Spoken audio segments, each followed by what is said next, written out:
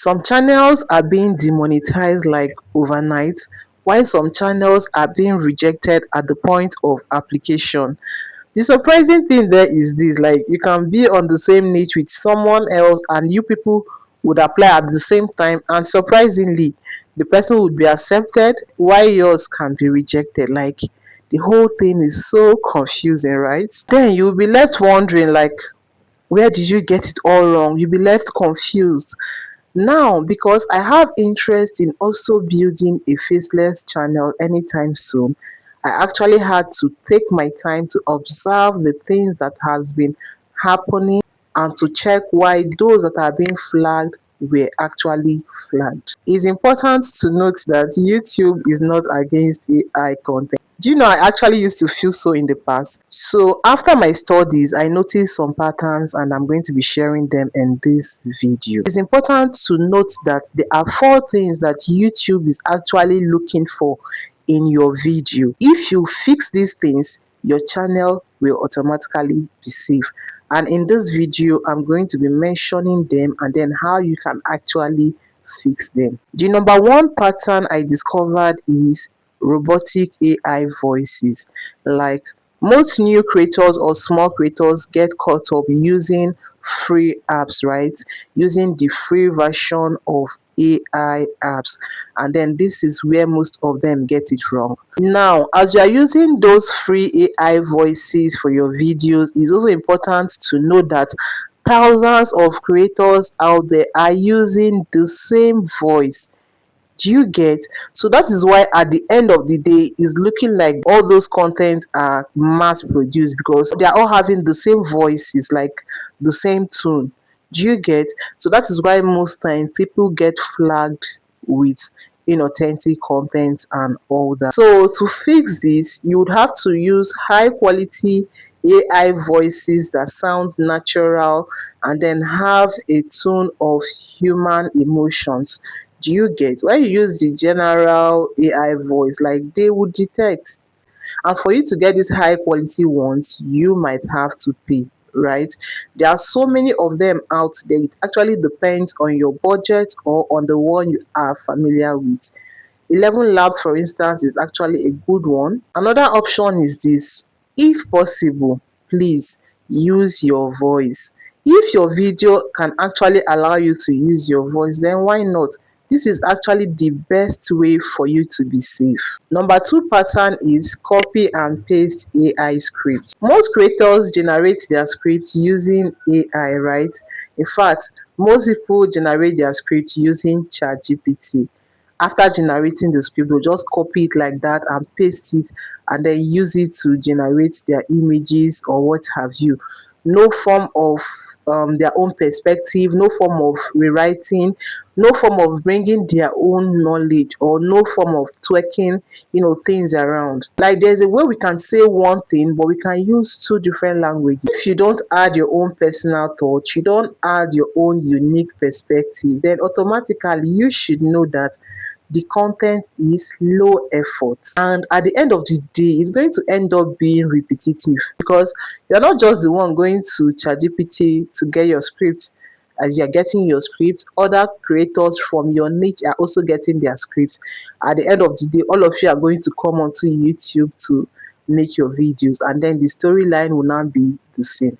To fix this problem, make sure that whenever you generate your script using AI, make sure to add your own perspective, say your own opinion, explain it in your own way, tell the story the way you understand it. Don't just copy it and paste it, because this can actually get you into trouble. Number 3 pattern is editing. Some videos are slideshows. You know slideshow, when you show one you swipe to the next one.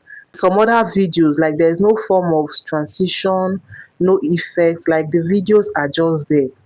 When you see a video that was actually rushed or a video with no effort, you would know, right? When you see a video where the creator actually took time to edit it, you would also know. So because YouTube actually wants you to put in the work, they believe that if you want to make the money, you should be able to work for it.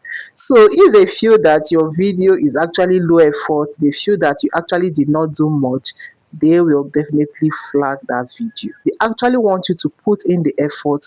They actually want you to work for that money. To fix this, you have to invest in editing.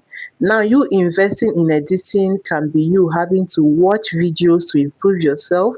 It might have to be you buying courses on video editing. Just anyhow you know you will do it, okay? Any way that best suits you. But as much as possible, try to improve on your editing skills. When making your videos, you can try to add effect, try to add those beautiful animations, to even make the video look more catchy, more attention grabbing, and what have you. Those small improvements, even those small animation, those small effects you feel like is nothing, can actually go a long way to save your content for being flagged. The last pattern I want to talk about is free image tools. Do you know that there are so many free image tools but with hidden restriction? Yes, they would actually allow you to download their images, download their videos without you knowing that there is restriction on it. So usually those images will have hidden metadata showing their origin and even their restriction, and you might not see this. YouTube, they use an automated system that can easily detect this. Some of these free images or free videos have non-commercial licenses, meaning that no matter how you use them, you cannot go ahead to monetize that content. Most times, you basically can't see these restrictions just by looking at the image. These are being embedded on the file even without you knowing, like it's not what your physical eyes can see. To fix this, before you download any image or any video, any clip you want to use, please always go ahead to check their terms of use. The problem now is that most of us don't even like reading. Even if it is clearly written there, you might not even have to see it because all you want to do is to just get your image or your video and disappear. So you actually have to go and read their conditions so that you know that, so that you actually be sure that you're not making a mistake. But preferably, I would ask you to even go for paid tools if you can afford this, because it will actually save you a lot. You actually feel like you are spending money, but I'm telling you, you are actually saving money, because what's the point of monetizing your channel and then making money, and at the end of the day, your whole efforts get demonetized, and then you are being given a strike for 1 month or 3 months, as the case may be. You see, that demonetization route is a route that I don't think you want to be there. I've been there, and to tell you, it's not funny. So when you are using these paid tools, you should also be able to combine images well.